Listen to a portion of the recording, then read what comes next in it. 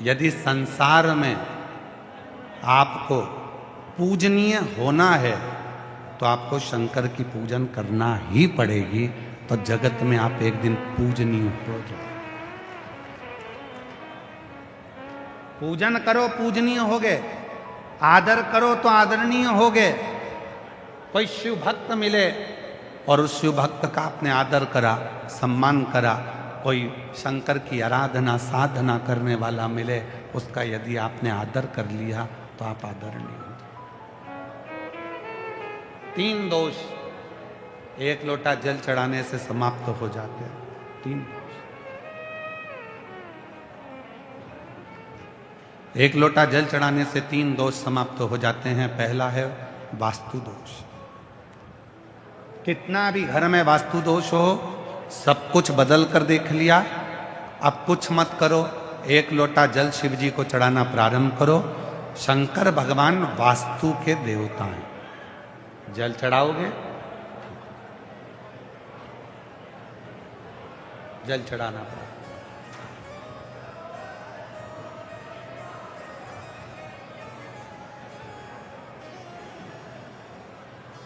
पितृदोष लग गया। किसी ने कहा कि तुम्हारे घर में पितृदोष है, बहुत कष्ट है, बहुत परेशानियां चल रही हैं, बहुत दुख है। 1 रुपये कमाओ, 1.25 रुपये खर्च हो रहा है, घर में कोई ना कोई बीमार पड़ा हुआ है। किसी ने कहा पितृदोष लग गया। पितृदोष लग गया। वास्तु के देव हैं शिव, पितरों के देव हैं शिव। 1 लोटा जल जब हम घर से लेकर चलते हैं तो पितृदोष भी समाप्त होता है, और 1 लोटा जल लेकर जब हम शंकर को चढ़ाते हैं तो वास्तु दोष भी समाप्त होता है। और तीसरे नंबर पर है काल सर्प दोष। ये दोष कैसे लगता है? काल सर्प दोष लगा कैसे? क्यों कहा ब्राह्मण देवता ने पत्रिका देखकर कि तुम्हें काल सर्प दोष है?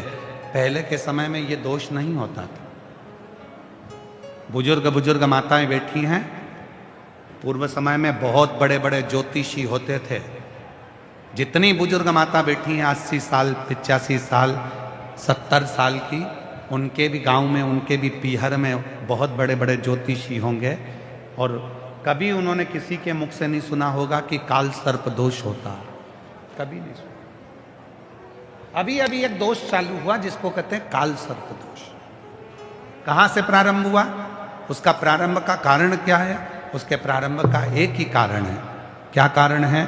पहले के समय में भगवान को स्नान कराते थे। घर में जो थाली में, पात्र में भगवान को स्नान कराते थे, उस स्नान का जल, भगवान के स्नान का जल हम पेड़ों में, पौधों में, बगीचे में डाल देते थे। अब भगवान के स्नान का जल हम बगीचे में नहीं डालते। अब हम भगवान के स्नान का जल पेड़ों में नहीं डालते। हम भगवान के स्नान का जल हम क्या करते हैं? उसके स्नान का जल, परमात्मा के स्नान के जल को ले जाकर तुलसी के क्यारे में डाल देते हैं। अब तुलसी के क्यारे में डाला तो गणेश जी महाराज का भी स्नान तुमने थाली में कराया, शिव जी का स्नान भी तुमने थाली में कराया, शालिग्राम भगवान का स्नान भी थाली में कराया, लड्डू गोपाल का स्नान भी थाली में कराया, देवी जी का स्नान भी थाली में कराया। एक ही थाली में तुम्हारे मंदिर में जितने भगवान हैं सबको तुमने थाली में रखा, लोटा उठाया, सब पे जल चढ़ाया, सबका स्नान कराकर और पहुंचकर तुमने मंदिर में वापिस रख दिया। सबके स्नान का जल एक साथ ले जाकर तुमने तुलसी जी में डाल दिया। माता तुलसी में किस देवता का जल जाना चाहिए, माता तुलसी में किस देवता का जल पहुंचना चाहिए, ये दुनिया के लोगों को नहीं मालूम। तो सारे देवता का जल जब माता तुलसी में जाना प्रारंभ हो जाता है तो फिर धीरे धीरे धीरे धीरे वो काल सर्प दोष का रूप रख लेता है। काल सर्प दोष। इसलिए पहले का नियम अपनाओ। जल को, अगर भगवान के स्नान का जल है तो उसको ले जाके तुलसी में मत डालो, उसको ले जाकर एक बगीचे में, एक गमला हो, तुम्हारे घर में कोई पौधा हो, कोई गमला रखा हो, उस गमले में उस जल को डाला करो। तुलसी में तो साफ जल डालो। 1 लोटा जल भर के ले आओ, माँ तुलसा में डालो, तुलसा जी की परिक्रमा करो, दीपक लगाओ, प्रणाम करो, निवेदन करो, उनको नमन करो। पर हम क्या सोचते हैं कि सारे स्नान का जल तुलसी जी में ले जाके डालो। ना। 3 दोष है, वास्तु दोष, पितृदोष, कालसर्प दोष। इन 3 दोषों को यदि मिटाना है तो हमें कहीं नहीं जाना, 1 लोटा जल भरना, शिव मंदिर में जाना चालू करना, शंकर भगवान को जल चढ़ाना प्रारंभ करना और प्रेम से बाबा को अपने मन का भाव कहना, जीवन के सारे दोष समाप्त होना प्रारंभ हो जाए। अब सौंप दिया इस जीवन का सब भार तुम्हारे हाथों में है, हार तुम्हारे हाथों में है, जीत तुम्हारे हाथों में। अब सौंप दिया इस जीवन का सब भार तुम्हारे हाथों। अपने जीवन को जीने का एक तरीका सीखिए। विश्वास, भरोसा, दृढ़ता शिव के करीब में लेकर शिव के।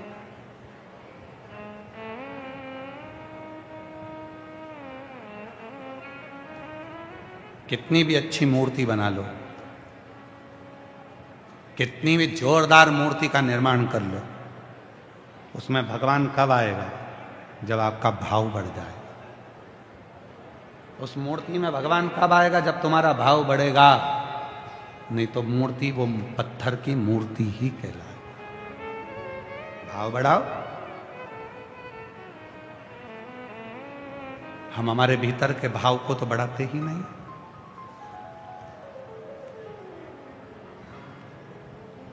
कितना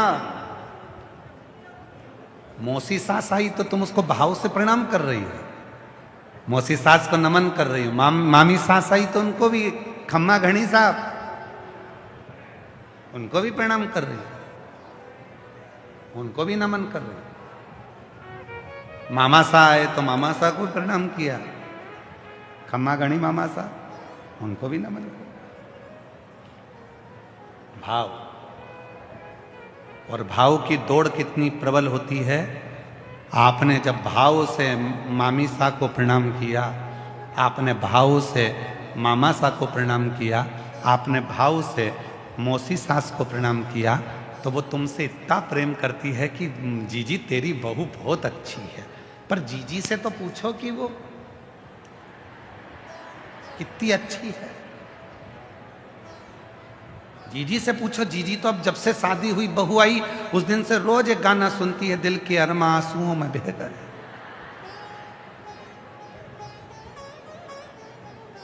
मेरे छोरे को उसके ससुराल वाले ले गए, दिल के अरमा आंसुओं में बह गए।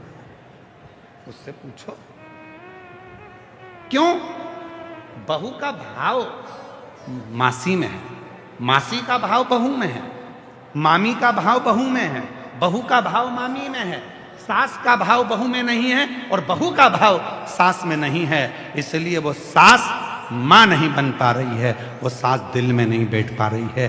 पत्थर की मूर्ति पत्थर की ही रहेगी, और जिस दिन तुम्हारे दिल में उस पत्थर की मूर्ति के प्रति भाव उत्पन्न हो जाएगा, उसी दिन वो पत्थर की मूर्ति भगवान बन जाएगी, उसी दिन वो श्रेष्ठ होगा। भाव, कितना भाव है। शिव महापुराण के इतने सारे श्रोता कथा को सुनने के लिए लाखों की संख्या में आए। 1 2 3 4 5 पंडाल लगे हैं, पीछे एक बड़ा पंडाल और लगा है, 6 पंडाल लगे हैं। 6 पंडाल में पांव रखने की जगह नहीं है। कोई इनसे पूछे क्यों आए हो तुम लोग कथा सुनने के लिए, तो कहेंगे बाबा सुनता है। कथा सुनना, मिट्टी को प्रणाम करना, आरती कर कर जब यहाँ से जाना, उस मिट्टी को नमन कर कर अपने दिल की बात कहकर जाना, तो बाबा 3 महीने में झोली खुशियों से भर देता है। भाव है तो भगवान को भी आना पड़ेगा। एक कथा आती है शिव महापुराण की, बड़ी सुंदर कथा है। महाराज, एक ऋषि हुए व्याघ्रपाद,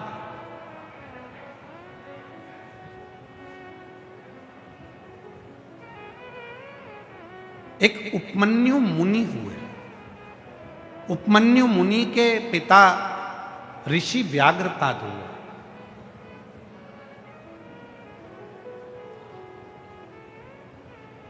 व्याघ्रपाद, जिनके पांव शेर की तरह थे, जिनके पांव बिल्ली की तरह थे, मजबूत, पेड़ पे चढ़ने वाले, डालियों पे चढ़ने वाले, कहीं पर भी चढ़ जाना। व्याघ्रपाद, ऋषि का नाम है व्याघ्रपाद ऋषि। शिव के उपासक थे। शिव महापुराण की कथा कहती है व्याघ्रपाद ऋषि इतने शंकर के उपासक थे, इतने उपासक थे कि उनकी धर्म पत्नी के गर्भ से एक बालक ने जन्म लिया जिसका नाम उपमन्यु था। वो उपमन्यु एक दिन दूध के लिए रो रहा था और माँ उनको घर में दूध ना होने पर आटा घोलकर पानी में बेटे को दे देती हैं और बेटा उस दूध को मुख में लेकर थूक देता है। माँ से कहता है, माँ मुझे दूध दे दे। माँ के पास में दूध नहीं था तो माँ ने कहा, दूध तो एक ही देवता के पास है और वो देव अधिदेव महादेव हैं, तू उनका भजन कर, तुझे दूध प्राप्त हो जाए, तुझे उनका दूध प्राप्त हो जाए। क्योंकि दुनिया के लोग सबसे ज्यादा दूध अगर कहीं चढ़ाते हैं तो शिव पर चढ़ाते हैं। केवल 2 देवता हैं जिनको जल चढ़ाया जाता है, बाकी के किसी देवता को जल नहीं चढ़ाया जाता। केवल 2 देवता हैं जिनको जल चढ़ाया जाता है। एक है मेरे देव अधिदेव महादेव और दूसरे नंबर पर है सूर्य नारायण भगवान, जिनको रोज जल चढ़ाया जाता है, प्रतिदिन जल चढ़ाया जाता है। 2 देवता हैं जिनको जल चढ़ाया जाता है। शीतला माता को भी जल चढ़ता है, पर सप्तमी अष्टमी को नवरात्रे में माँ दुर्गा भवानी को भी जल चढ़ता है, और रोज नहीं, केवल नवरात्रे में। सारे देवताओं का, भगवान का भी अभिषेक होता है राम जी का तो रामनवमी पर, भगवान कृष्ण का अभिषेक होता है तो रामनवमी पर, नरसिंह चौदस पर, वामन द्वादशी पर, कृष्ण जन्माष्टमी पर, रामनवमी पर। 4 उत्सव हैं जिसमें भगवान का स्नान होता है। पर बाकी के समय तुम जाना, तुम्हारे मंदिर कहीं तुम्हारे पास में कहीं पर अगर तुम्हारे भीलवाड़ा में कोई राम जी का मंदिर हो और 1 लोटा जल लेकर जाना और पंडित जी से कहना राम जी को चढ़ाऊंगी। पंडित जी कहेंगे पागल हो गई है, बावरी हो गई है, राम जी को कोई जल चढ़ता है? नहीं, मैं तो राम जी को चढ़ाऊंगा। जल चढ़ता है। और तुम्हारे पास में भीलवाड़ा में अगर कहीं कृष्ण का मंदिर हो तो वहां भी लोटा भर के जल लेकर जाना, मैं तो चढ़ाऊंगी भगवान कृष्ण को, मेरा प्यार है उनसे, मैं तो चढ़ाऊंगी। जिद कर लेना, वो चढ़ाने नहीं देगा। देवी जी का मंदिर हो, सज धज के माता रानी बैठी हो, दुर्गा भवानी, कहना मैं तो चढ़ाऊंगी जल, नहीं चढ़ाने देंगे। जल केवल 2 देव को चढ़ता है, एक मेरा भोलेनाथ, दूसरा मेरा सूर्य नारायण भगवान। क्यों? शिव जल को स्वीकार करते हैं। केवल एक देव, 33 कोटि देवता में भगवान शंकर एक ऐसे देव हैं जिनको जल चढ़ता है और 33 कोटि देवता उस जल को शिव जी से ले लेते हैं। शंकर को चढ़ाया और सारे देवताओं को मिल गया। सारे पितरों को जल देना है, शिव जी को जल चढ़ा दो। गंधर्वों को जल देना है, शिव जी को जल चढ़ा दो। तुम्हारे को नागों को जल देना है, शिव जी को जल चढ़ा दो। किन्नरों को जल देना है, शिव जी को जल चढ़ा दो। पितरों को जल देना है, शिव जी को चढ़ा दो। इंद्र को जल देना है, शिव जी को चढ़ा दो। जैसे वृक्ष है, पेड़ है, तुम्हारे सबके घर में बगीचा होगा, तुम्हारे सबके घर में फूल लगे होंगे, तुम्हारे सबके घर में तुलसी का पौधा होगा, तुम्हारे सबके घर में कोई ना कोई गमला होगा। गमले में आप कितने लोग बैठे हो जो अपने घर के गमले में जब पानी देते हो तो पानी देते हो तो फूल में देते हो पत्ती में देते हो, एक एक डाली को पकड़ कर देते हो, कि जड़ में देते हो? कहाँ देते हो? जम के बोलो जरा। जड़ में देते हो। फूल को तो नहीं देते ना? बोलो बोलो बोलो। नहीं देते। डाली को तो नहीं देते? पत्ती को केवल एक जगह पर पानी दिया जाता है और फूलों को मिल जाता है। केवल एक जगह पर पानी दिया जाता है, पत्ती को मिल जाता है। केवल एक जगह पर पानी दिया जाता है, डाली को मिल जाता है। उसी तरह 33 कोटि देवता को अगर जल चढ़ाना है तो शिव पर जल चढ़ाना प्रारंभ कर दो, 33 कोटि देवता को प्राप्त हो जाता है। शंकर पूजन। और उस जल का फल खाली नहीं जाता। अरे देख लिया संसार हमने देख लिया, सब मतलब के यार हमने देख लिया।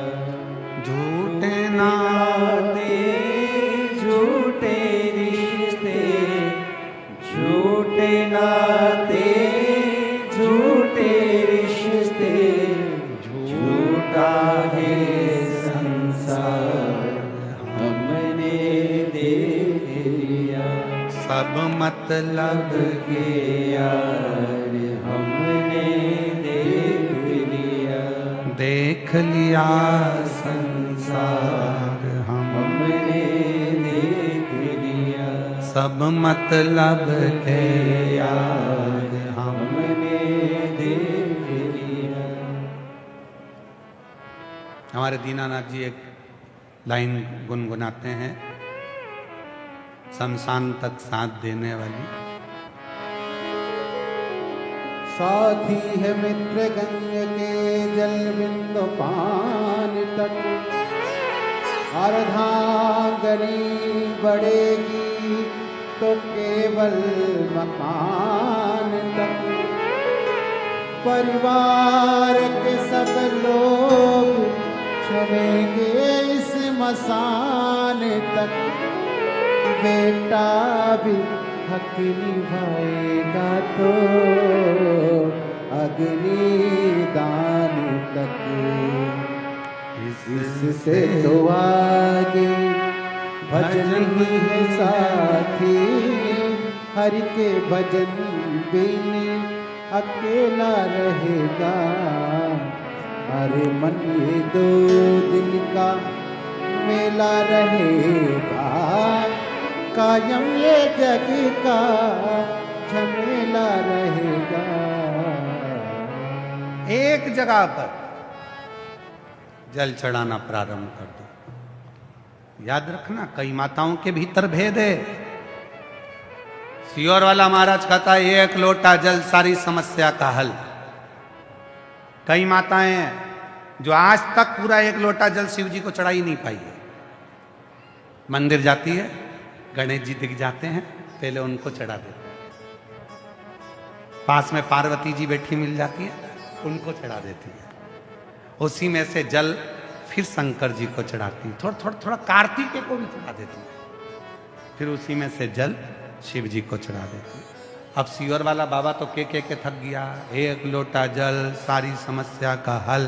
शंकर जी बोले, रोज कहती है मेरी मुराद पूरी करो, मेरी मुराद पूरी करो। भगवान के 1 लोटा जल तो चढ़ा और सबसे कह रही है मैं रोज जाती हूं 1 लोटा जल लेकर। सही में कितना समय हो गया? 3 महीना, 4 महीना, 6 महीना, 8 महीना। अच्छा 1 लोटा जल? हाँ। अरे तुमने चढ़ाया कब?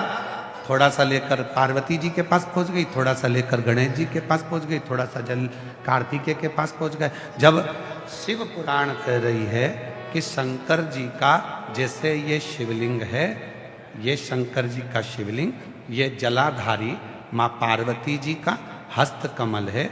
ये सामने बीच में जो मोटी लाइन है वो शंकर जी की छोटी बेटी अशोक सुंदरी है, जो शिवलिंग के ऊपर जलाधारी में से 1-1 बूंद पानी नीचे गिरता है।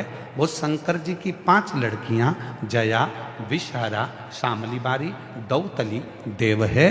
और शंकर जी की जलाधारी के यहाँ से जो पानी नीचे गिरता है उसके राइट में गणेश जी, लेफ्ट में कार्तिकेय जी हैं। जहाँ से जितनी मोटी जलाधारी होती है उसमें से पानी रिसकर जो नीचे जाता है उसमें 64 योगिनियां हैं। 64 योगिनियों के बाद जो जल बहकर सामने जाता है उसमें 33 कोटि देवता हैं। ब्रह्मा, विष्णु और महेश एक ही शिवलिंग के मध्य में, नीचे और ऊपर विराजमान है। ऐसा पूरा 33 कोटि देवताओं का पूरा चक्र एक शिवलिंग के अंदर है। तो तुम्हें अलग से गणेश जी को जल चढ़ाने की जरूरत क्या? तुम्हें अलग से पार्वती जी को जल चढ़ाने की जरूरत क्या? तुम्हें अलग से कार्तिकेय को जल चढ़ाने की जरूरत क्या? एक लोटा जल शिव को चढ़ाओ, सबको मिल जाएगा। गमले में जड़ में पानी डालो, पत्ती और फूल तक पहुंच जाएगा। पर आज तक लोग समझ नहीं पा रहे। वो कह रहे हैं हमने एक लोटा जल चढ़ाया पर बाबा हमारी सुनता नहीं है। जिसने एक लोटा चढ़ाया बाबा ने उसको एक पत्र है, इसी का पत्र है जो अभी कथा चल रही है, उसी के हिसाब से पत्र देखिए, कांच में जड़ा के दिया है पत्र को। साधुता। मैं गुरुजी आपके प्रणाम करती हूं। मेरा नाम प्रियंका शर्मा और मेरे पति का नाम मुकेश शर्मा है। मैं चित्तौड़गढ़ जिले के नेगड़िया गांव राजस्थान की रहने वाली हूँ। कहीं बैठी हो तो हाथ हिला सकती हैं। अगर कहीं बैठी हो तो हाथ हिला सकती हैं। कहीं पर बैठे हो तो हाथ हिला सकती हैं। अगर कहीं बैठी हैं तो हाथ हिला सकती हैं। मेरा नाम प्रियंका शर्मा और मेरे पति का नाम मुकेश शर्मा है। मैं चित्तौड़गढ़ जिले के नेगड़िया गांव राजस्थान की रहने वाली हूँ। गुरुदेव, मेरी शादी को 21 साल हो गए थे। 21 साल हो गए, मुझे संतान का सुख नहीं मिला। कहीं बैठी हैं?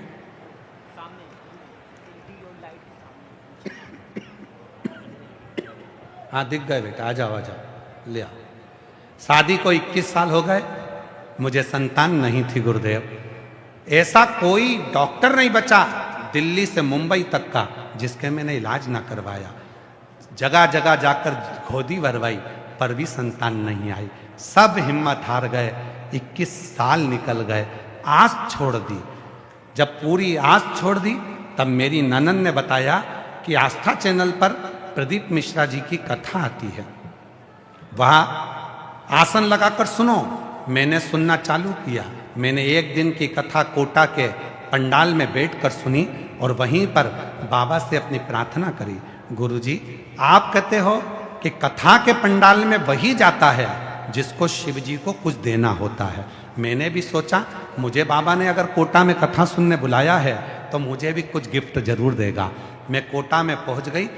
एक दिन की कथा वहां सुनी। वहां के पंडाल की मिट्टी को आरती के बाद अपने गर्भ पर लगाया, बाबा को प्रणाम करा, वहां से लौट कर आ गई। गुरुदेव, मंदिर रोज जाने लगी, झाड़ू लगाने लगी, पोछा लगाने लगी, रोज जल चढ़ाने लगी और सफेद आंकड़े की जड़ का प्रयोग करा। कुबरेश्वर धाम गई, वहां कंकर शंकर की पूजन करी और रुद्राक्ष भी लिया। उसे रोज तांबे के कलश में गलाकर भोलेनाथ पे चढ़ाकर आचमन करती। 3 महीने बाद फिर से सफेद आंकड़े की जड़ का फिर प्रयोग करा और बाबा की ऐसी कृपा हो गई गुरुदेव, 21 साल के बाद मेरे गर्भ से 3 जनवरी 2024 को मेरे गर्भ से बच्चे ने जन्म लिया। मैं बाबा को प्रणाम करती हूँ। 21 साल के बाद मेरे बाबा ने मेरी झोली भर दी। अब ईमानदारी से बोलना मेरी जीजी हो, 21 साल में कोई आस लगा के बैठा रहेगा क्या? 21 साल में किसी को बाबा, जरा विचार करना, क्या 21 साल बाद किसी को संतान हो सकती है क्या? शादी के 21 साल बाद यहाँ तो दुनिया 2 साल 5 साल में हिम्मत हार जाती है। इसने भी हिम्मत हार दी थी, पर इसकी ननन ने कहा तू आसन लगाकर कथा तो सुन। टीवी के सामने बैठकर आसन लगाकर कथा सुनी। कोटा में पहुंच गई कथा सुनने के लिए। वहां की मिट्टी, हम आपसे भी कहते हैं, जिनको जल्दी है वो कथा में बिल्कुल मत आओ। आप में से कई माताएं भाई बहन ऐसे हैं जिनको ट्रैफिक में फंस जाएंगे, जल्दी निकल जाए, जल्दी निकल जाए। और भगवान ने एक दिन सोच लिया कि तुझे बहुत जल्दी है तो मैं ऊपर ले जाने की भी जल्दी कर दूं, तो क्यों जाना जल्दी? किसी भी कार्य में जल्दी नहीं करना। मंदिर है, आराम से जाओ, तुम्हारे घर का काम हो जाए तब जाओ। जरूरी नहीं है कि मैं अब भी जाऊंगी, मेरे घर में इतना काम पड़ा और अब भी जल चढ़ाऊंगी। नहीं नहीं, तुम पूरा काम निपटाओ। पति के लिए टिफिन बनाओ, बच्चों को स्कूल पहुंचाओ, आराम से सास के लिए भोजन बनाओ। तुम्हारा माता पिता बीमार हैं, सास ससुर बीमार हैं, उनकी सेवा कर लो। सेवा करने के बाद बच्चे लोगों को टिफिन विफिन बनाकर आराम से उनका सारा काम निपटा कर जब फ्री हो जाओ, तब एक लोटा लेकर मंदिर जाओ। बाबा भी कहेंगे आ गई, हाँ। सबका काम करी आई, हाँ। किसी का दिल तो नहीं दुखेगा, नहीं। अब मैं सबका काम कर कर आखिरी में अपने पापा से, अपने बाबुल से, अपने पिता से मिलने के लिए आई हूं। और बाप के पास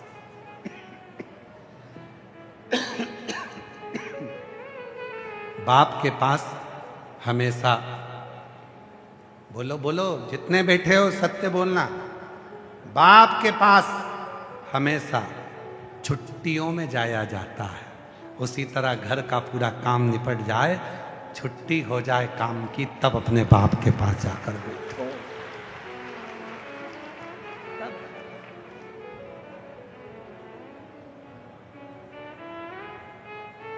अब इधर पति चिल्ला रहा, कहां चली गई?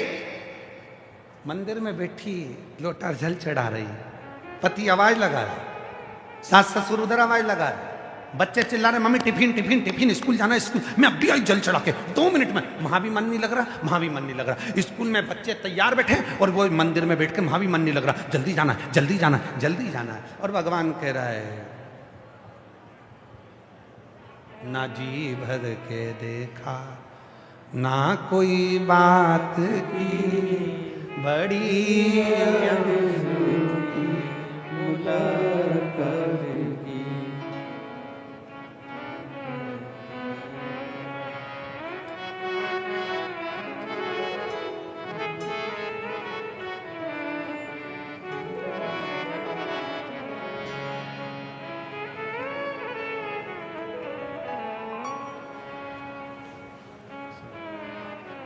जोरदार ताली बजाओ। 21 साल के बाद आए।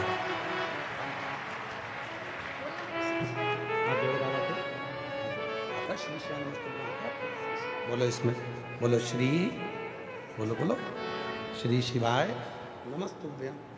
21 साल के बाद हुई। एक बार जोरदार ताली बजाकर साथ होकर प्रणाम करो बाबा।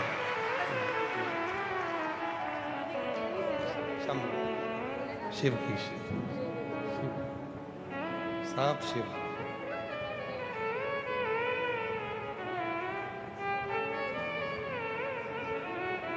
जी जी कह रही है, पूरी दुनिया में घूम ली, कहीं से नहीं मिला, मिला तो केवल शिव पुराण की मिट्टी से ही गर्भ ठेर गया। और बाबा ने कहा शिव कर, अरे लुटा दिया भंडार काशी वाले ने, कर दिया मार काशी वाले ने, जो जैसी भावना लाया वो वैसा ही फल पाया। नहीं था थालियों से लौटाया वो मन ही मन हर्षाया। और कर दिया माला मार काशी वाले ने, लुटा दिया भंडार काशी वाले ने। उसके आश्रित होकर, उसके एक लोटा जल चढ़ाओ। उस बहन ने पत्र में लिखा, सब जगह से भटक गई, तब शिव के मंदिर में एक लोटा जल चढ़ाने जाओ। कई माताएं कहती कि यहां भी जल चढ़ाओ, वहां भी जल चढ़ाओ, वहां भी जल चढ़ाओ। आप कहते हो कि केवल शिव को चढ़ाओ, बाकी के सबको मिल जाएगा। वही किया और शिव की कृपा से 21 साल के बाद मेरे बाबा ने मेरी गोदी में संतान।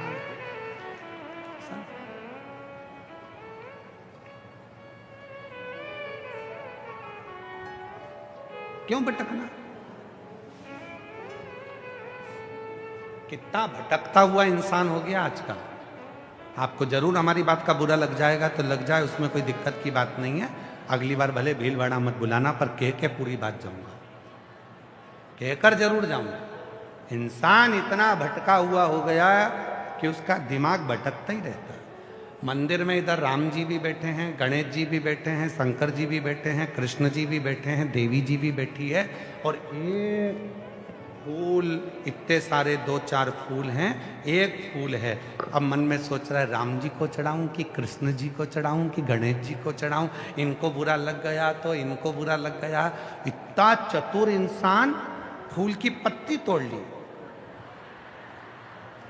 किसी को बुरा नहीं लगना चाहिए। श्री गणेशाय नमः, राम जी तुम्हारी जय हो, सांवरिया सेठ की जय हो, देवी जी की जय हो, भैरू जी की जय हो, दत्त भगवान की जय हो, शंकर जी की। शिव जी ने मन में सोचा कि मेरे तो मंदिर में नारियल भी नहीं फूटता, मेरे मंदिर में नारियल भी नहीं फूटता। वचन दिया था मैंने मां पार्वती को, आज तेरे पुत्र का शीश कटा है, आज के बाद मेरे मंदिर में किसी का शीश नहीं कटेगा, किसी का शीश। मेरे मंदिर में तो नारियल भी नहीं फूटता, तो ये फूल कैसे टूट गया? केवल एक शिव का धाम ऐसा है जहां पर ढेर सारा चावल चढ़ाने की भी मनाही है। एक चावल का दाना, वो भी आका, टूटा हुआ नहीं, उसे पसंद ही नहीं। वचन दिया है पार्वती को, वचन उसको आज तक निभाया है। एक दाना चावल का चढ़ाओ पर आखा चढ़ाओ। अब तुमने तो भैरू जी, देवी जी,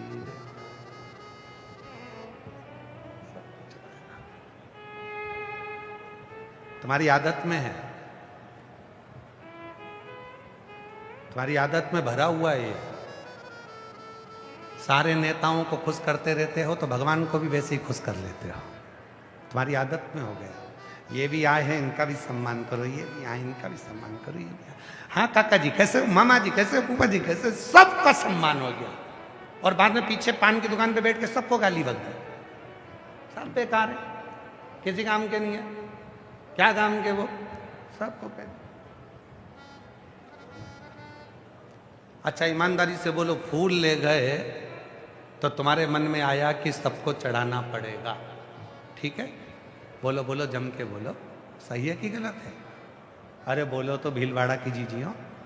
फूल लेकर गए तो तुम्हारे मन में आया कि सबको चढ़ाना पड़ेगा, और इस जगह पर धतूरा लेकर जाते तो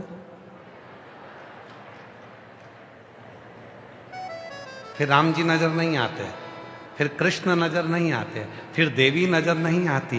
धतूरा मतलब कांटा, कांटा मतलब एक ही स्वीकार कर सकता है वो शंकर। किसी मंदिर में नहीं जाते, धतूरा लेके हर देव शंकर भगवान बोले बस ऐसा समर्पण चाहिए। सारी भीड़ में तो कांटा भी लेकर आए तो मुझे ढूंढे, और फूल भी लेकर आए तो मुझे ढूंढे, मैं तेरा हो जाऊं और तू मेरा हो जा, बस यही। अब इससे ज्यादा समर्पण और क्या चाहिए? अच्छा धतूरा तुम्हारे पास में, तुमने सोचा कि राम जी को चढ़ाऊंगी? किसी ने सोचा कि धतूरे की एक टांग तोड़ूं और धतूरे की एक टांग तोड़ के राम जी को चढ़ा दूं, फिर धतूरे की एक टांग तोड़ के कन्हैया जी को चढ़ा दूं? नहीं, कोई ने नहीं चढ़ाई, कोई ने भी। फूल था, तुम घर में भी ऐसे ही करती हो। घर में भी अगर धतूरा है तो शिव जी को चढ़ाओगी, और अगर एक फूल है ना तो गणेश जी को, ठाकुर जी को, लड्डू गोपाल को, यमुना महारानी को, इनको उनको सबको चढ़ा चढ़ो के एक ही फूल में साफ कर। धतूरा, फूल की टांग तोड़ दी तुमने, पर धतूरे की नहीं तोड़ी। तो मालूम था धतूरा केवल एक ही स्वीकार कर सकता है, और वो स्वीकार करेगा तो देवाधिदेव महादेव करेगा, कोई दूसरा नहीं कर सकता। शिव, केवल शिव। और जब एक पर अपना ध्यान केंद्रित हो जाता है, सब कुछ प्राप्त होता है, सब कुछ।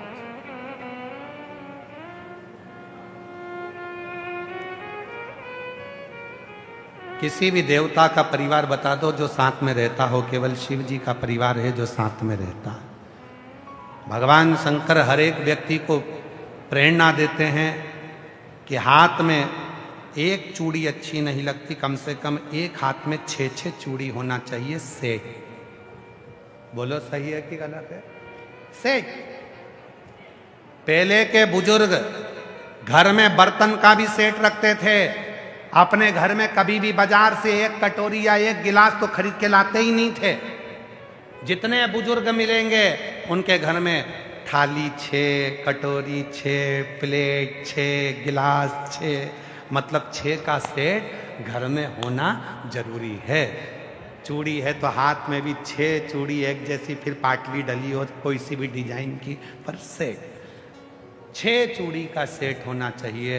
रुमाल का 6 सेट, कपड़े का 6 सेट, घर में बर्तन का सेट।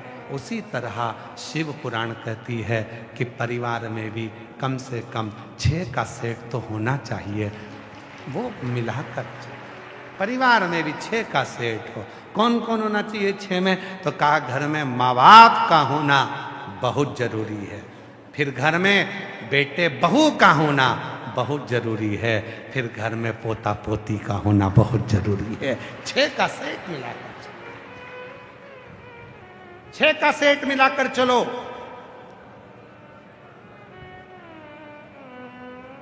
छह से कम नहीं होना चाहिए। फिर किसी ने कहा दादी मर जाएगी तो 5 ही हो गए। काय को हो गए? बेटे की शादी करो, बहू आ गई, फिर 6। दादा निपट गया तो काय को टेंशन लेते हो? बहू के छोरा हो गया, फिर 6।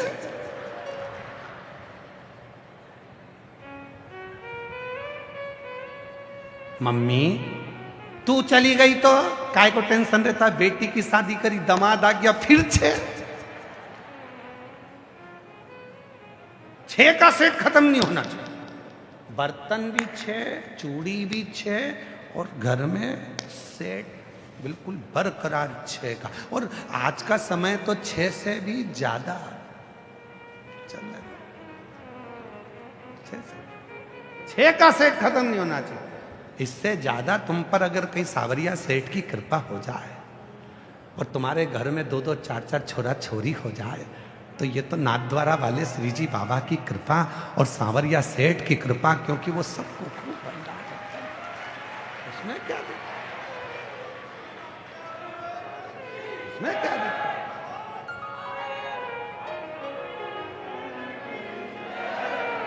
वो कहे ना, अरे भरो रहे भंडार सांवरिया सेठ जी, आया हूँ तेरे द्वार सांवरिया सेठ जी। मारो भरो रहे भंडार सांवरिया सेठ जी, आया हूँ तेरे द्वार सांवरिया सेठ। हे सांवरा, तेरे द्वार आया हूं, मेरा भंडार भरा रे। वो फिर तुम्हारी मर्जी, पर 6 का सेट जरूर, 6 का सेट होना। सेट डाउन नहीं होना चाहिए। सेट डाउन हुआ गड़बड़ हुआ हो ना।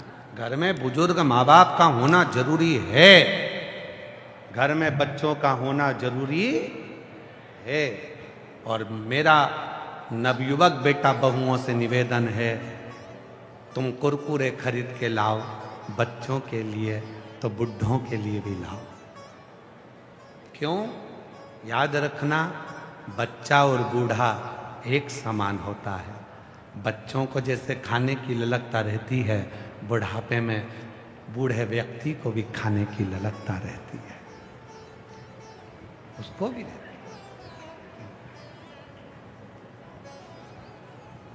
हमने पहले कथा में एक बार कहा था, चोरों की कथा सुनाई थी, तब हमने कहा था कितने तरह के चोट्टे होते हैं। हमने कथा में कहा था महाराज जी कि चोट्टे कितने तरह के होते हैं। जो दूसरे के घर में बिना बिना घुस जाए, बिना पूछे घुस जाए, वो भी बोलो बोलो बोलो चोर है। किसी का सामान रखा था, बिना बोले उठा लिया, बोलो चोर।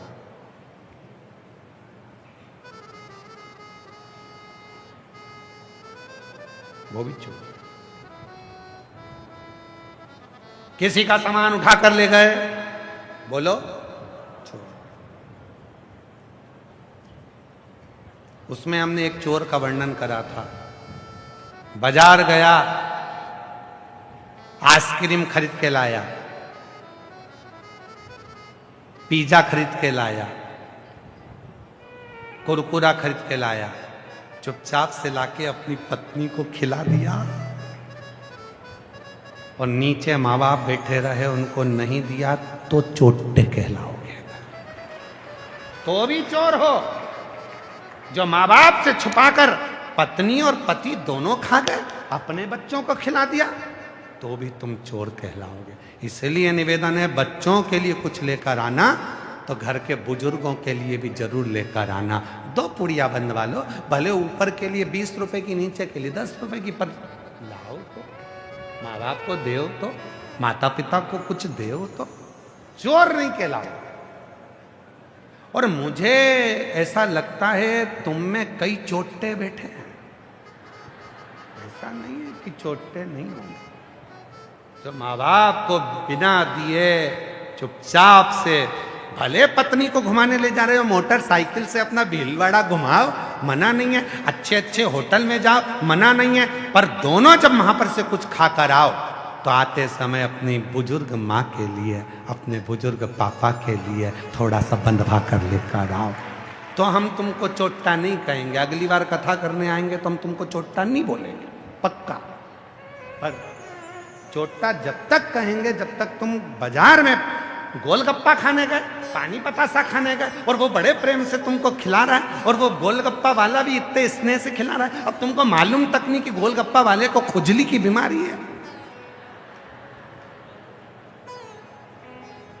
तुम्हें लग रहा था नीचे हाथ धो रहा है, वो पजामा खुजा रहा है,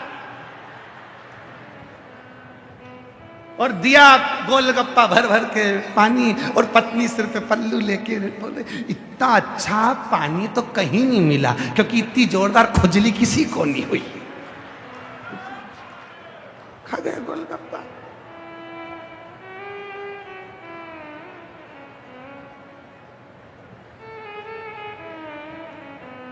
और किसी किसी पानी बतासे वाले को सर्दी भी होती है,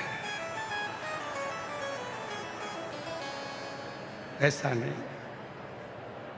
सर्दी कितने का दूर, कितने का 10 रुपए का ला, अब भी दिया, अभी जो घोला, लो मैडम, लो मैडम, ऐसी जोरदार मुंडा खोल खोल के खा रही जैसे सुरसा हनुमान जी को निगल मार रहे। क्या जोरदार गोलगप्पा है भगवान, इतना जोरदार गोलगप्पा, इतना तो अपने घर में भी नहीं बनता इतना अच्छा, क्योंकि अपने घर में एक्स्ट्रा माल नहीं डलता। सर्दी वाला इतना अच्छा नहीं। ए भाई, कितना पुराने समय में कितने जोरदार जोरदार गीत बने हैं, उसको संभल के। ए भाई जरा देख के चलो, आगे भी पीछे भी सब दूर तुम्हारा ध्यान होना चाहिए। शिव कथा कर रही है, बच्चों को खिलाने ले जा रहे हो, पत्नी को खिलाने ले जा रहे हो, भले माँ बाप को लेकर नहीं जा रहे, पर थोड़ा सा अपने माता पिता के लिए बुढ़ापे में उनको भी खाने का शौक होता है, थोड़ा सा उनके लिए, उनके लिए। पापा, मम्मा, आज हम होटल गए थे ना, वहां से आपके लिए ये लेकर आए। खुश होगी, दुआ देगी कि मेरा बेटा आज भी मुझे याद रखता है, हर जगह मुझे स्मरण करता है। जो दुआ मिलेगी ना, वही जिंदगी में तुम्हें सफलता की ओर लेकर चली जाएगी, वही सफलता। और मत बुरे कर्म कर बंदे वरना पछताएगा भगवान की आंखों से तू बच नहीं पाएगा, तू बच नहीं पाएगा।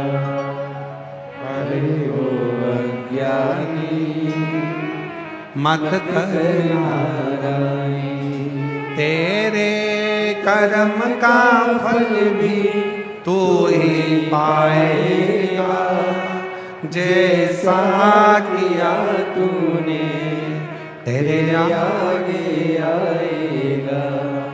मत बुरे कर्म कर बंदे वरना पछताएगा भगवान की आंखों आँखों से तू बच नहीं पाएगा, तू तू बच नहीं पाएगा। शिव भक्ति में एकाग्रता का स्मरण होना चाहिए। शिव भक्ति में डोला डाली नहीं, यहां भी चढ़ा दूं, यहां भी चढ़ा दूं, यहां भी चढ़ा दूं। एक जगह जल चढ़ाओ सबको मिल जाता है। एक जगह पर चित्त लगाया सबको मिल गया। अगर तुम विश्वास लेकर आयो, भाव लेकर आयो कि मैं शिव महापुराण की कथा में बैठूंगी और मेरा भोले बाबा मेरे दुख मिटाकर रहेगा, तो निश्चित है तुम्हारा दुख 3 महीने में मिट कर ही रहे। एक पत्र है, अच्छा है, देखिए।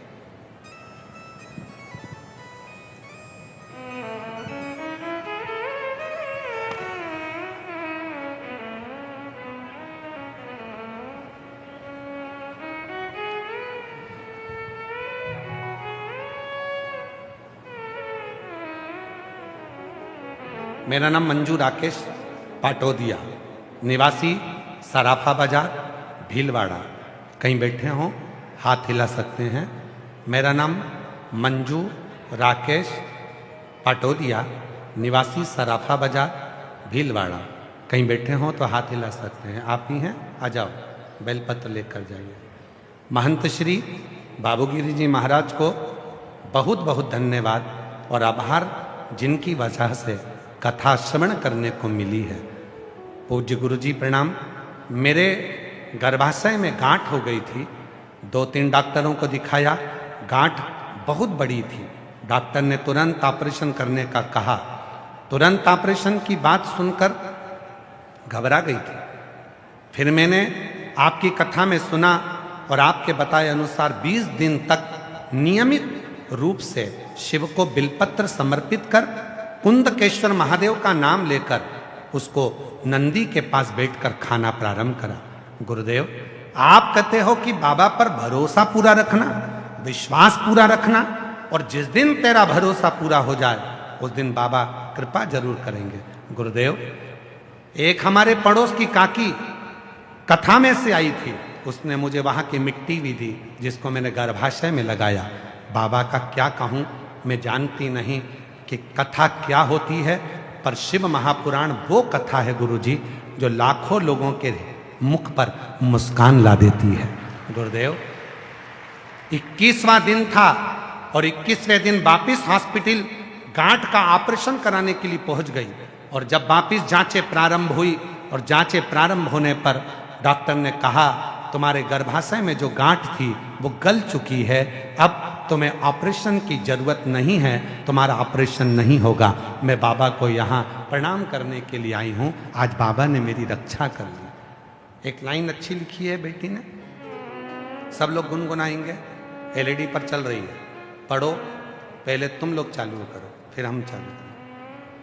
भोले बाबा तेरी नौकरी सबसे बढ़िया है, सबसे भरी हो मेरे बाबा तेरी नौकरी सबसे बढ़िया है, सबसे। एक पत्र और देखिए। मेरा नाम पप्पू कुंवर है, गांव बम्बोरी, तहसील छोड़ी सादड़ी। पढ़ लिया तुम लोगों ने? बस तुम समझ गए ना, हम भी समझ गए। देश देश देश। मोबाइल नंबर ये है, मुझे 2022 से कैंसर है। कहीं बैठी हैं, हाथ हिला सकती हैं। पप्पू कुंवर, गांव बम्बोरी, तहसील छोड़ी सादड़ी। मोबाइल नंबर मेरा ये। कहीं बैठी हो तो हाथ हिला सकती हैं। अगर कहीं बैठी हो तो हाथ हिला सकती हैं, और अगर बैठी हो तो आ सकती हैं। 2022 से कैंसर है। भोजन नली में उदयपुर में 3 महीने तक एडमिट रही, उससे भी कोई फर्क नहीं पड़ा। उसके बाद जयपुर इलाज, जगह जगह पर इलाज करवाया, पर कैंसर की कहीं कोई जांच के बाद में समाप्ति का सिरा ना मिला। डॉक्टर के हिसाब से ये पूरा बढ़ चुका था। डॉक्टर ने तो मना ही कर दिया था, मुश्किल। तब किसी ने कहा, उसी हॉस्पिटल में एक व्यक्ति ने कहा, क्या तुम्हारे पास सीहोर का रुद्राक्ष है? हमने कहा नहीं। परिवार के व्यक्ति को सीहोर भेजा, वहां का रुद्राक्ष मंगवाया, और वहां का रुद्राक्ष लेकर आए, उसका पानी रुद्राक्ष मंगवाया और उसका पानी पीना चालू करा। आस्था चैनल पर कथा सुनना प्रारंभ करी, और बाबा की कृपा से उदयपुर में वापिस ट्रीटमेंट प्रारंभ करा। शिव की ऐसी कृपा हुई गुरुदेव। आज डॉक्टर ने तो उस समय पर 2022 में कह दिया था समाप्ति का, पर शिव ने आज 2026 तक मेरी पूरी रिपोर्टें नील कर दी, और मैं अच्छी होकर कथा में बैठी। कथा में बैठी। शिव की कृपा, शिव की उदारता, शंकर की कृपा, करुणा। इसलिए गुरुदेव आज मैं कथा में पहुंच गई और बाबा को यहां प्रणाम करने के लिए आई हूं। मेरे बाबा तेरी नौकरी सबसे बढ़िया है, सबसे करीब हो, तेरे दरवाजे की चाकरी सबसे बढ़िया है, सबसे करीब। जब से तेरा गुलाम हो गया, तब से मेरा भी नाम हो गया। जब से तेरा गुलाम हो गया, तब से मेरा भी नाम हो गया। वरना औकात क्या थी मेरी, वरना औकात क्या थी मेरी। सबसे बढ़िया है, सबसे करीब। भोले बाबा तेरी नौकरी सबसे बढ़िया है, सबसे करीब। नौकरी कर रहे हो, ड्यूटी पे आ रहे हो। कोई सुबह 8 बजे जाता है, कोई सुबह 10 बजे जाता है, कोई रात को भोजनशाला में सेवा करता है, कोई पंडाल में सेवा करता है, कोई कचरा बीनता है, कोई पानी पिलाता है, किसी का मुंह झूठा कराता है। कोई घर से रोटी बना कर ले आई, अचार लगाकर बाजू वाली को फिंगर बना कर दे दिया, उसका मुंह झूठा करा दिया। कोई टॉफी बांट रहा है, कोई बिस्कुट बांट रहा है, कोई पानी की बोतल बांट रहा है। लिख के रखना छोटी सी डायरी में, भीलवाड़ा में 10 तारीख को अप्रैल के महीने में मैंने 5 रुपए का बिस्कुट का पूड़ा दिया था। 3 महीने में वो 5 रुपया 50,000 ना हो जाए तो पत्र लिख कर भेजना अगली कथा। कहां से देता है, कैसे देता है, कब देता है, ये उसको मालूम। मैंने एक टॉफी, ये शिव भक्त दूसरी बार भीलवाड़ा में नहीं दिखेंगे आपको, ये नहीं दिखेंगे। और भीलवाड़ा वालों जो कथा में नहीं आ सकते, मेरा उनसे निवेदन है, रात्रि में आकर इन भक्तों का केवल दर्शन कर कर जाना, जो श्री शिवाय नमस्तुभ्यम बोलते रहते हैं। क्योंकि शिव महापुराण की विद्येश्वर संहिता में लिखा है, श्री शिवाय नमस्तुभ्यम बोलने वाले का मात्र मुख का दर्शन कर लो तो जिंदगी के सारे दुख समाप्त हो जाते हैं, खुशियां जीवन में आ जाती हैं। इनका दर्शन करो, इनका दर्शन।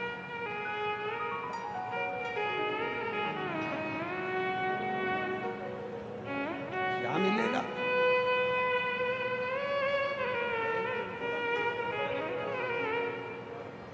जब से तेरा गुलाम हो गया, तब से मेरा भी नाम हो गया। आपकी बहन थी जिनको कैंसर था, आज ही वो कथा सुनकर, कल कथा सुनी 2 दिन तक और फिर घर गई हैं। उनको बहुत बहुत साधुवाद जो ठीक है। शिव कृपा से एक बार जोरदार ताली बजाए। साधु।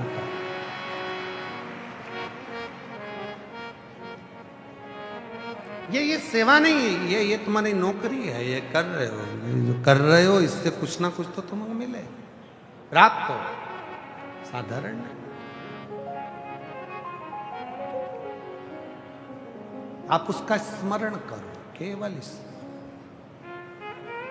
उसकी भक्ति, उसको याद करना, उसकी याद में डूबना, ये शिव तत्व है। उपमन्यु मुनि के पिता व्याघ्रपाद ऋषि शिव के परम भक्त, शंकर के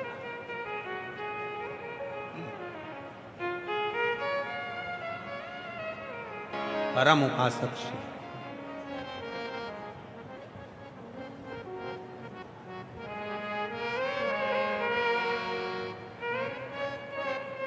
और जब शिव के परम उपासक व्याघ्रपाद ऋषि, जिन्होंने अपने बेटे को मां ने ज्ञान दे दिया था और कह दिया था कि शिव पर तुझे मैंने जो आटा घोल कर जल दिया, तूने पिया, थूक दिया, अगर तुझे दूध चाहिए तो शिव से, शंकर से देंगे तो शिव देंगे, कोई दूसरा नहीं देगा, शंकर देगा। ठीक है, शिव साधना में लगे। और आप सब शिव महापुराण में उपमन्यु मुनि की कथा पढ़ सकते हैं, गीता प्रेस गोरखपुर की शिव पुराण लाकर, उसमें स्मरण करेंगे कि उन्होंने भगवान शंकर की साधना कर कर दूध का पान किया। उन उपमन्यु मुनि के पिता व्याघ्रपाद ऋषि, जो शिव के इतने उपासक थे कि भगवान शंकर की भक्ति में दिन रात लगे रहते थे। कोई समय जब चाहो चाहो। और उन्हीं की कथा कह रही है, जो अभी आपको कहा कि घर से जब आप फ्री हो जाएं, सारा काम पूरा हो जाए, तब शिव के पास, अपने पिता के पास कब जाया जाता है? जब छुट्टियां पड़ती है। उसी तरह घर का जब पूरा काम हो जाए, आप फ्री हो जाओ, आपको लगे कि अभी कोई सो के नहीं उठे हैं, सब उठेंगे, जब तक मैं मंदिर हो जाऊंगी तो चले जाओ। अगर आपको लग रहा है कि अभी कोई उठा नहीं है, अभी कोई काम नहीं है, तो मंदिर चले जाओ, शिवालय जाओ। और यदि घर में काम पड़ा है, घर में काम पड़ा, बच्चे स्कूल जाना है, माता पिता कुछ ऐसा है वैसा है। अब कई माताएं कहती हैं, गुरुजी हमारे वो ससुर जी थोड़ा बीमार ज़्यादा हैं, तो वो पलंग पर गंदगी कर देते हैं, और फिर मैं अगर उनके काम में लग जाऊंगी तो मंदिर कैसे जाऊंगी? फिर मेरे को स्नान करना पड़ेगा, नहाना पड़ेगा, फिर मंदिर जाना पड़ेगा। शिव पुराण कह रही है,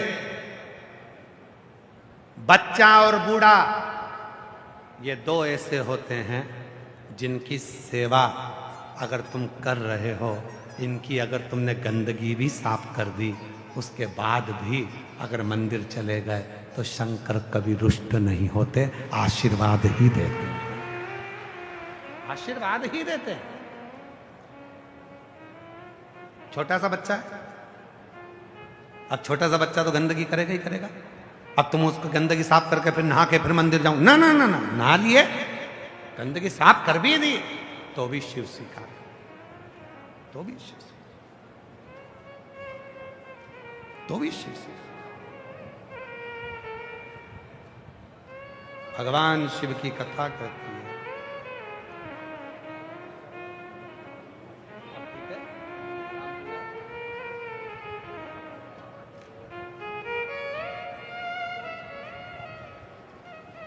गर्भाशय में गांठ हो गई थी।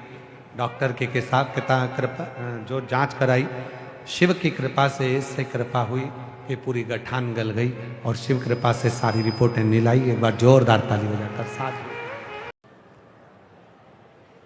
एक नियम उनका बड़ा प्रबल था,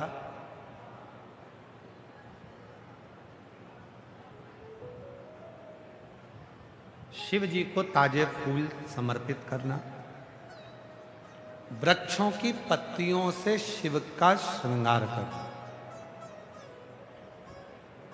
और निर्दोष फूल शिव को समर्पित करना। अब थोड़ा इस कथा पर थोड़ा ध्यान देंगे। निर्दोष फूल शिव को चढ़ा,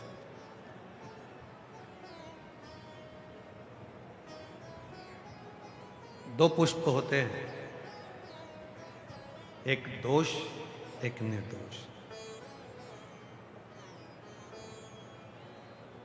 जिस पुष्प में कीड़ा हो, इल्ली हो, कोई कीट हो, वो दोष है। और जिस पुष्प में ना कीड़ा है, ना इल्ली है, ना कोई कीट है, वो निर्दोष पुष्प कहलाता है। निर्दोष।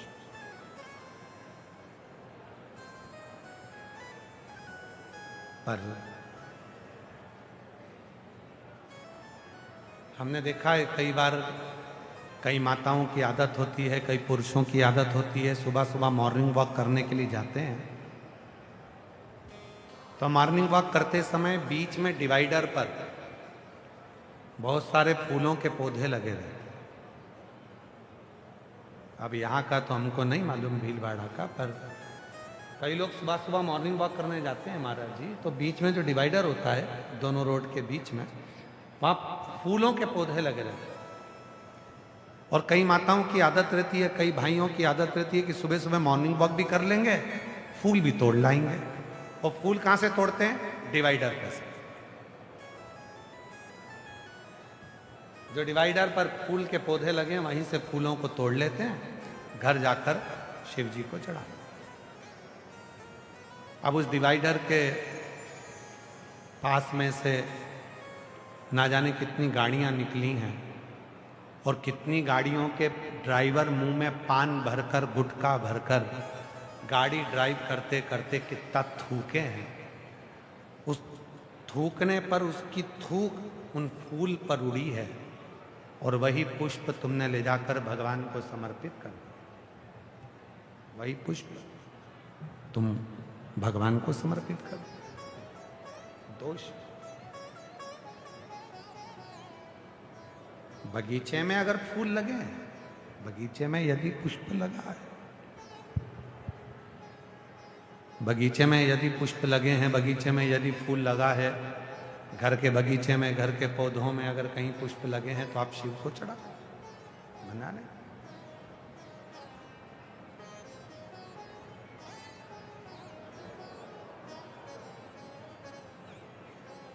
व्यग्रपाद ऋषि शिव जी का श्रृंगार करते हैं, पर वो पत्ती लेते हैं जो दोष मुक्त हो। व्यग्रपाद ऋषि वो पुष्प लेते हैं जो दोष रहित। परंतु व्यग्रपाद ऋषि एक बार ऐसा आया कि वो जितने पुष्प को देखते थे सारे पुष्प में कीड़े होते थे, जितनी पत्तियों को देखते थे उन पत्तियों में कीड़े होते थे। अब करे तो करे क्या, समझ में ही नहीं आता क्या करें। एक दिन निकल गया, 2 दिन निकल गया, 3 दिन निकल गया, 4 दिन निकल गया, 1.5 महीने तक व्याघ्रपाद ऋषि पुष्प ढूंढते रहे, निर्दोष फूल पर मिलता नहीं। अब उनके मन में ये बात खल गई, अब तो कुछ भी हो जाए शिव से वर मांगना पड़ेगा कि फूल ढूंढने के लिए मुझे वृक्ष पर चढ़ना पड़ेगा। नीचे के जो पुष्प हैं उसमें कीड़े लग रहा है, नीचे के जो पत्तियां हैं उसमें कीड़े लग रहा है, तो मुझे ऊपर जाना, ऊपर।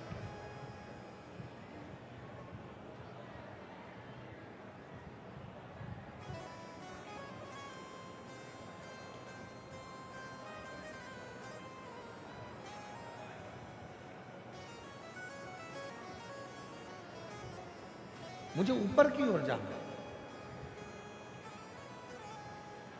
महाराज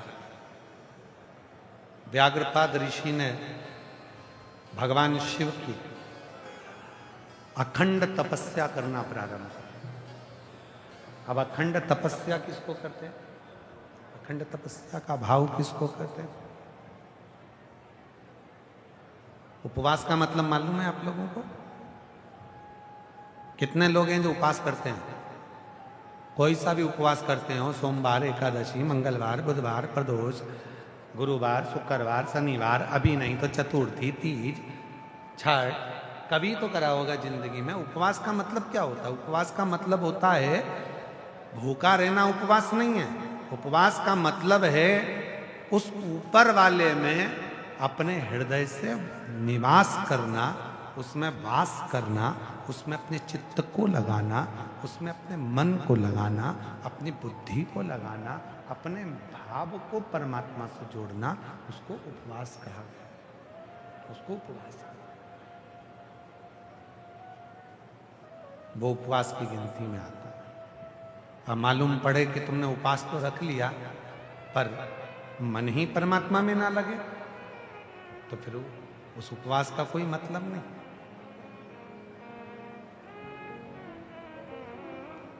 मन उस परमात्मा में लगना चाहिए। पेट भर कर खाओ पर शिव नाम गुण गाओ। कैसे भी रहो। हम जिस पुष्टि मार्ग से हमारा ब्रह्म संबंध है, हम पुष्टि मार्ग ही हैं। पुष्टि मार्ग से हमारा ब्रह्म संबंध है। हमारे गुरुदेव कहते थे कि एकादशी का व्रत करने वाले व्यक्ति को जरूरी नहीं कि वो दिन भर भूखा रहे, परंतु भले बकरी जैसे चरे पर एकादशी जरूर करे। एकादशी का व्रत जरूर करे। उसी तरह शिव महापुराण की कथा कहती है कि आप भूखे रह गए, सब कुछ छोड़ दिया, मैं ये नहीं खाऊंगी, मैं ये नहीं खाऊंगी, मैं वो नहीं खाऊंगी, सब कुछ छोड़ने के बाद भी यदि आपके मन में आप सोचें कि मैं उपवास रखकर या भूखे रहकर परमात्मा को प्राप्त कर लूंगी, मैं भगवान को प्राप्त कर लूंगी, तो वो नहीं हो सकता। नहीं, ठीक है, इंद्रियों का संयम रखें, इंद्रियों का संयम रखें, इन नयनों का संयम रखें, वाणी का संयम रखें, श्रवण का संयम रखें, वाणी का संयम, श्रवण का संयम, जिह्वा का संयम, ये संयम रखें, आपको शिव तत्व मिलेगा।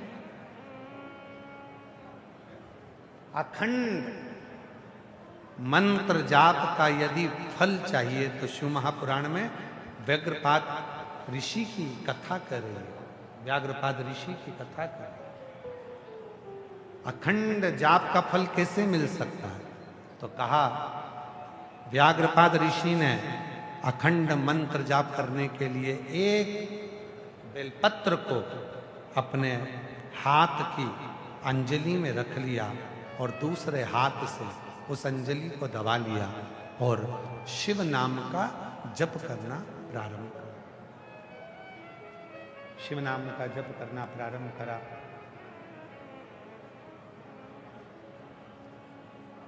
शिव नाम का जप करना प्रारंभ किया।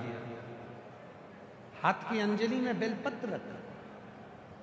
शिव महापुराण की कथा कहती है, भगवान शंकर का चरित्र कहता है, यदि एक बेलपत्र आपके हाथ में रखा हुआ है और आप श्री शिवाय नमस्तुभ्यम का जप कर रहे हो, आप नमः शिवाय का जप कर रहे हो, इंटर नहीं आ रहा है, आप पंचाक्षर मंत्र का जप कर रहे हो, आवाज बाहर बाहर की खुल रही है, अंदर की नहीं खुल रही, पंचाक्षर मंत्र का जप कर रहे हो, आप षडाक्षर मंत्र का जप कर रहे हो, आप राम नाम कृष्ण नाम का जप कर रहे हो, आप शिव नाम का जप कर रहे हो, तो यदि आपके हाथ में बेलपत्र है, आपके हाथ में अगर बेलपत्र है और यदि आपने एक मंत्र केवल एक ही बार बोला है तो भी वो मंत्र 1008 बार गिना जाता है। बेलपत्र को हाथ में पकड़कर मंत्र का जप।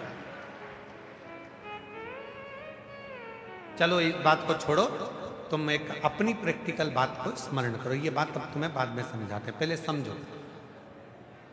आपके भीलवाड़ा में कभी यज्ञ हुआ? कोई सा भी यज्ञ हुआ, छोटा बड़ा कैसा भी यज्ञ हुआ? बोलो बोलो, जम के बोलो। हुआ? परिक्रमा करी? जम के तो बोलो, करी। ठीक है। तुलसी जी की कभी परिक्रमा करी? पीपल के वृक्ष की परिक्रमा करी? बट वृक्ष की परिक्रमा करी? आंवले के वृक्ष की परिक्रमा करी?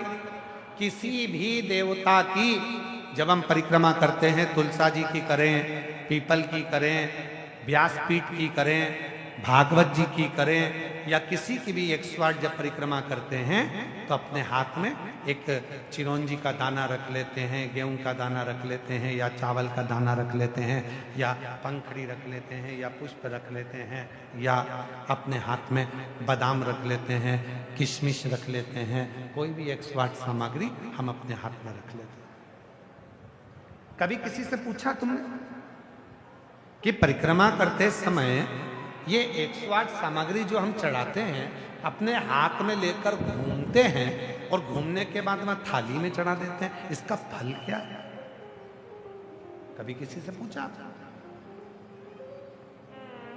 तुलसी जी की परिक्रमा कर रहे हैं और तुलसी जी की परिक्रमा करने में हम हाथ में दाना पकड़े हैं, परिक्रमा कर कर और उस दाने को वहां चढ़ा दिए, उसका फल क्या है? व्याघ्रपाद ऋषि की कथा कर रही है, व्याघ्रपाद ऋषि की कथा कर रही है।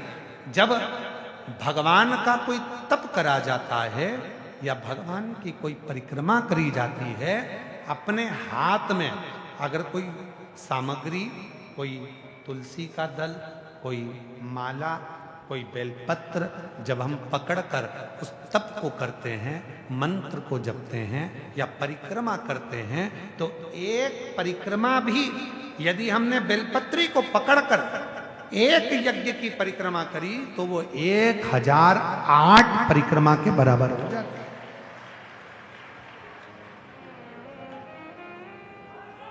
महाराज जी, विष्णु पुराण में वर्णन लिखा हुआ है और स्कंद पुराण में लिखा है, 1.25 मन सोने के सिंहासन में शालिग्राम भगवान को रखकर 1.25 मन सोने का छत्र लगाकर 1.25 मन सोने के चमड़ चढ़ाकर किसी ब्राह्मण को दान करते हैं, उतना पुण्य एक बेलपत्र किसी को देने से प्राप्त हो जाता है।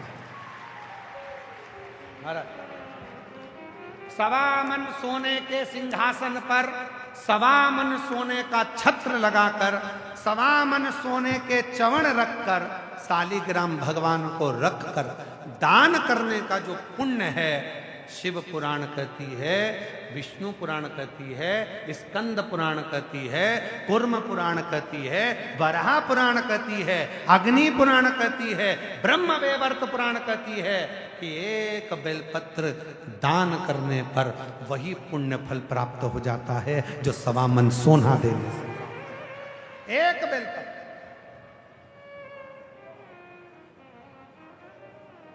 हमारी जीजियां कई बार कहती हैं, महाराज हम माला पकड़ के नहीं बैठ सकते, हम बहुत समय तक जप नहीं कर सकते।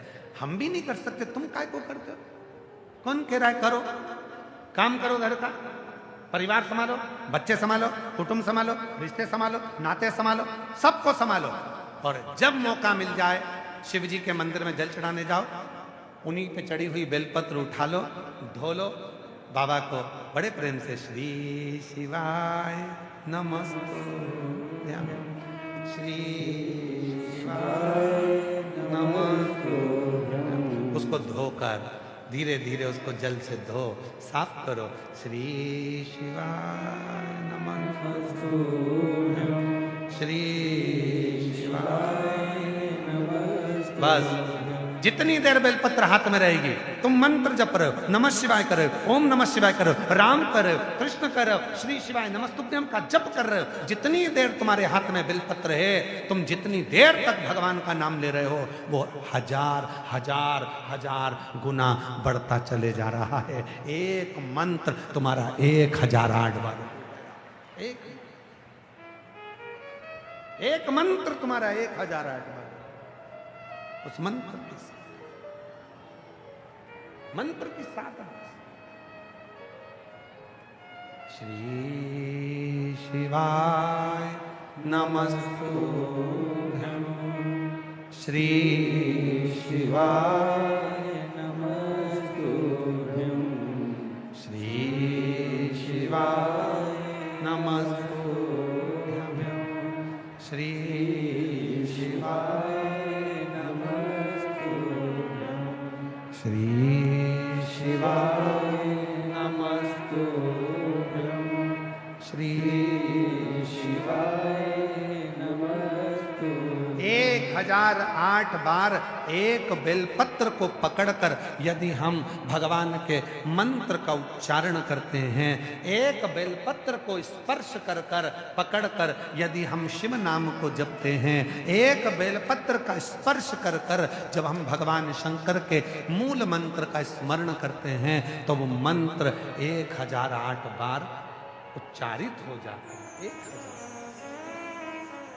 1000 बोल बम का नारा है। श्री शिवाय, श्री शिवाय, श्री शिवाय, श्री शिवाय। एक मंत्र जपा 108 बार। एक पत्र अच्छा है, देखिए पत्र देखिए।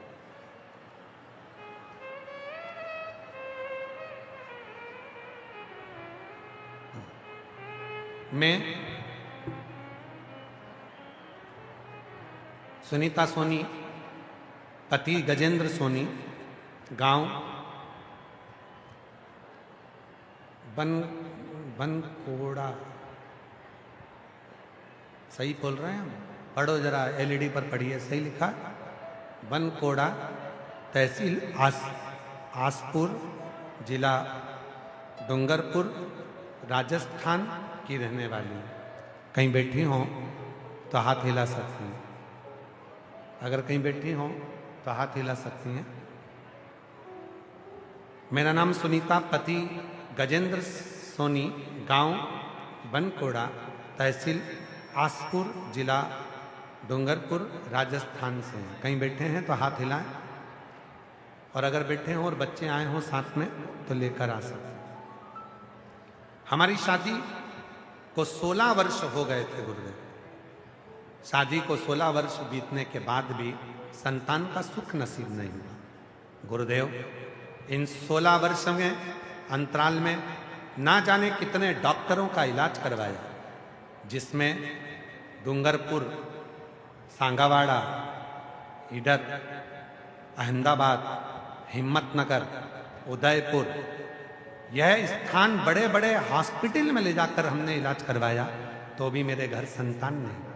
16 साल में जगह जगह गोद भरवाई और बांधाएं भी।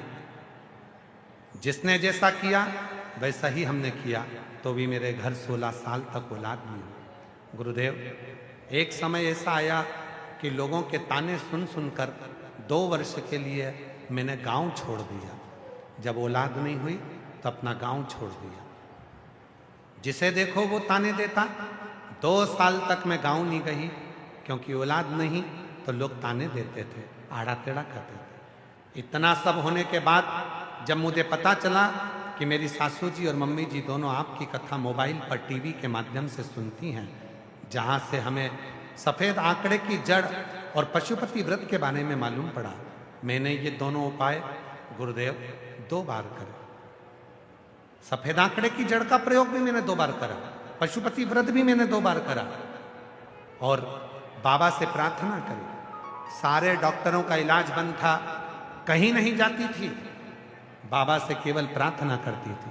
टीवी के सामने कथा सुनना प्रारंभ कर दिया, और बाबा की ऐसी कृपा हुई गुरुदेव, 14 जुलाई जो 2023 को हम पूरे परिवार के साथ सीहोर पहुंच गए, और सीहोर जाकर हमने विधिवत शंकर कंकर की पूजन करी, वहां अर्चना करी, वहां की मिट्टी को भी अपने गर्भ से लगाया, बाबा का जल चढ़ाकर एक कंकर लेकर आ गए, और बाबा की ऐसी कृपा हुई कि एक कंकर मेरे पति भी लेकर आ गए, 2 कंकर घर में आ गए, दोनों को जल चढ़ाते।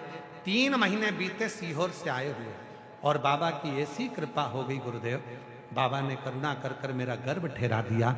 और बाबा की कृपा से 28/4/2024 को हमें क्या मालूम था कि हमारे घर में 2 कंकर आए हैं, तो हमारे घर में 2 शंकर आ गए। शिव की कृपा से एक बेटा एक बेटी का जन्म हो गया। गुरुदेव दोनों बच्चों के फोटो लगा रही हैं, कहीं अगर बैठे हों और बच्चों दोनों आए हों तो उनको ला सकते हैं। दोनों बच्चों के फोटो लगा रही हूँ, एक बेटा एक बेटी। शिव की कृपा से 16 साल के बाद हमारे घर में जन्म लिया। 16 साल। महाराज एक पत्र और है। मेरा नाम किरण बारेठ है, मैं जिला भीलवाड़ा गांव मानपुरा की निवासी हूँ। कहीं बैठी हो तो हाथ हिला सकती हैं। मेरा नाम किरण बारेठ, मैं जिला भीलवाड़ा गांव मानपुरा की निवासी हूँ। मेरी शादी को 10 साल हो गए थे गुरुदेव, पर संतान नहीं हुई। कई डॉक्टरों का इलाज करवाया, कई अस्पतालों से इलाज कराया, पर कुछ नहीं हुआ। अंत में थक गए, तब किसी के कहने पर शिव जी की पूजन चालू करी। पशुपतिनाथ का व्रत किया, सीहोर गई, वहां कंकर शंकर की पूजन कर कर कंकर लेकर आ गई, रुद्राक्ष लाई, और बाबा की कृपा से 10 साल के बाद मेरे घर में संतान की प्राप्ति हुई। मैं बाबा को यहाँ प्रणाम करने के लिए आई, और तेरी कृपा बिना, आ जाइए, अगर आए हैं तो आ जाए। तेरी कृपा बिना ना हिले एक भी अणु, लेने श्वास तेरी कृपा से करूं,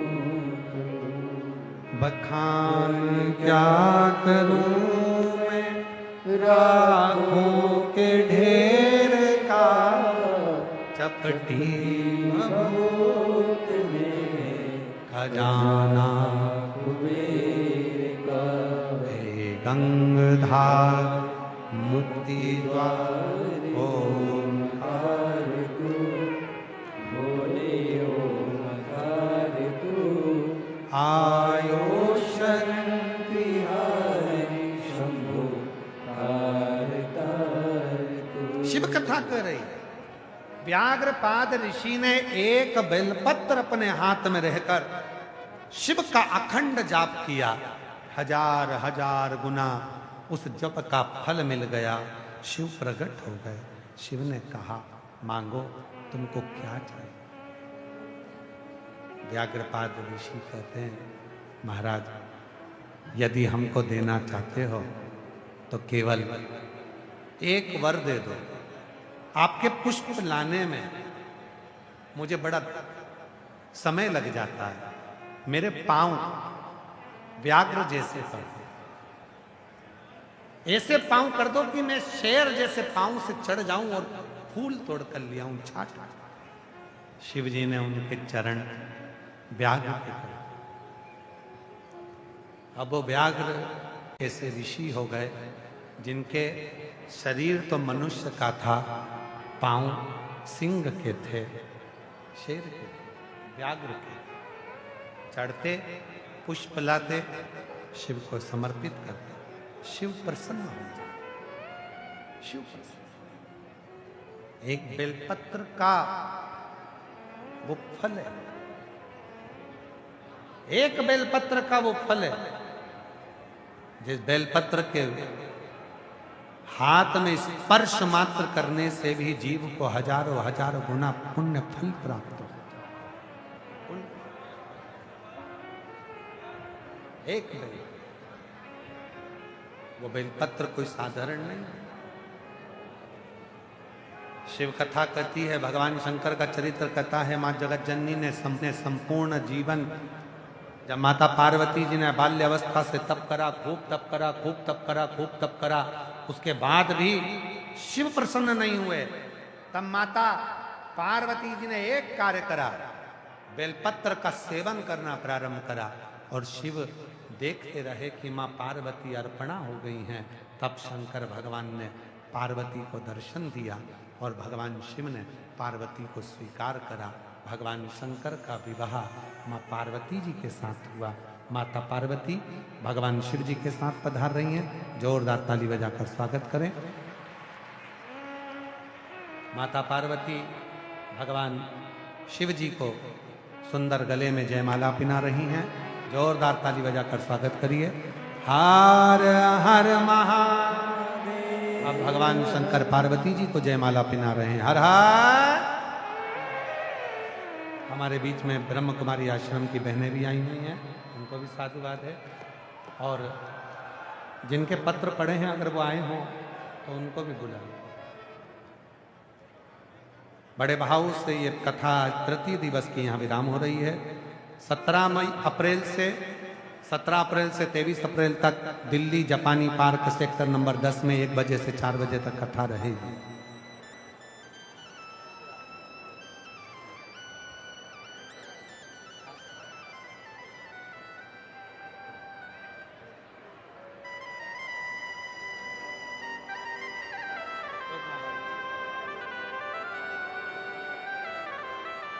आप लोग ठीक हैं सर?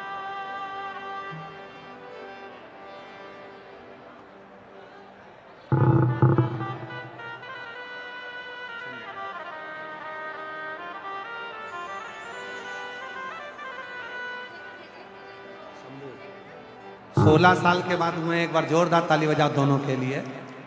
16 वर्ष के बाद हुए। जोरदार ताली बजाएं। हर हर।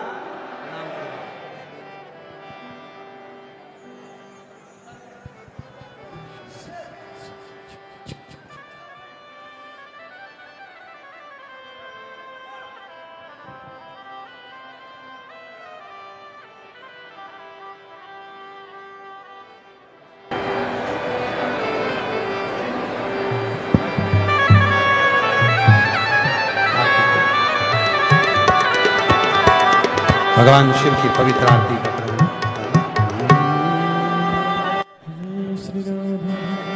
जय शिव ओंकारा भोले भज शिव ओंकारा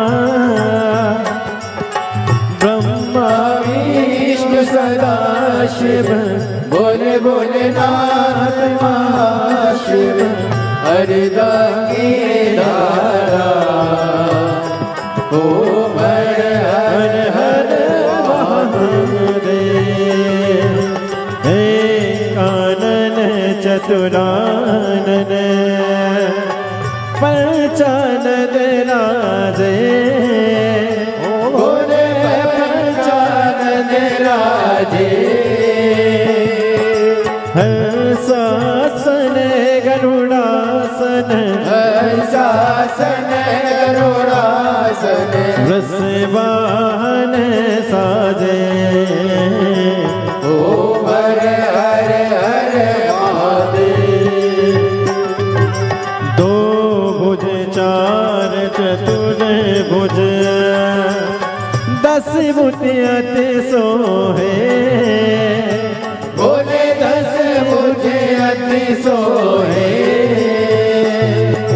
तीनों रूप निरखता बोले जी का रूप निरखता त्रिभुवन जन मोहे ओम हर हर हर महादेव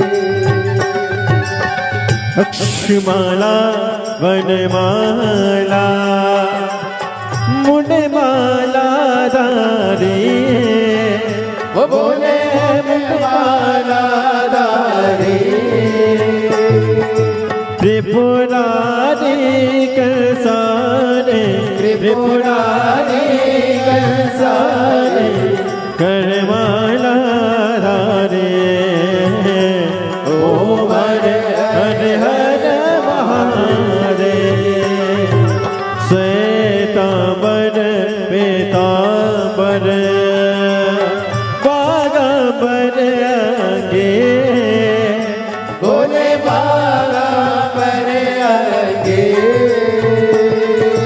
स्वनकादिक गरुड़ादिक कनकादिक रामादिक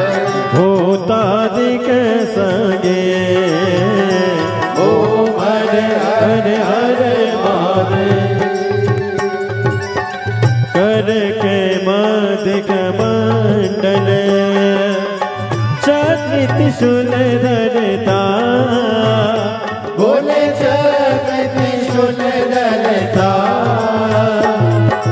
जग करता जग हरता जग करता जग हरता जग आनन हरता ओम हर हर हर महादेव ब्रह्मा विष्णु सदा शिव जानत अविवेका ओ बोले जानत अविवेका